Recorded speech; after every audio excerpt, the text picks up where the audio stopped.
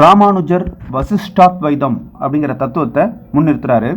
பிரம்மத்துடன் ஆத்மா கலந்த பின்னரும் கூட தனக்கான அடையாளத்தை தக்க வைத்துக் கொள்கிறதுங்கிற தத்துவம் தான் இந்த ராமானுஜருடைய வசிஷ்டாத்வைத தத்துவம்னு சொல்றாங்க. ராமானுஜர் ஸ்ரீரங்கத்தில் குடியேறினார். சமூக சமத்துவ கருத்துக்களை பரப்பியவர்.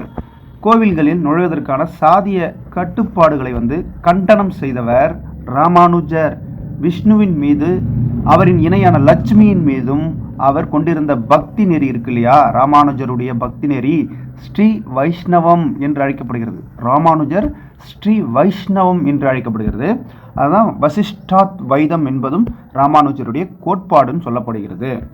வைணவ சமயம் இருக்கே, இந்தியா முழுவதுமே பரவியது எந்த நூற்றாண்டுகளில்னு கேள்வி கேட்டால் 16, 17ஆம் நூற்றாண்டுகளில்னு சொல்லணும். வைணவ சமயத்தையே வடகலை வைணவம், தென்கலை வைணவம்னு சொல்லி ரெண்டாக பிரிக்கிறாங்க. இதில் காஞ்சிபுரம் வடகலை வைணவத்துக்கு செழித்தோங்கிய இடம்னு சொல்கிறாங்க. தென்கலை வைணவத்துக்கு திருவரங்கம் இருக்கு இல்லையா, ஸ்ரீரங்கம், அது தென்கலை வைணவத்துக்கு மையமாக இருந்துச்சுன்னு சொல்கிறாங்க.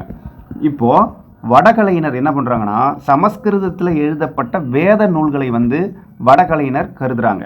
தமிழ் மொழியில் இருக்கக்கூடிய ஆழ்வார்களுடைய 4000 அந்த திவ்ய பிரபந்தம் இருக்கு இல்லையா, அதைத்தான் ஸ்ரீரங்கத்தில் இருக்கக்கூடிய அந்த தென்கலையினர் முக்கியத்துவமாக கருதுகிறாங்க.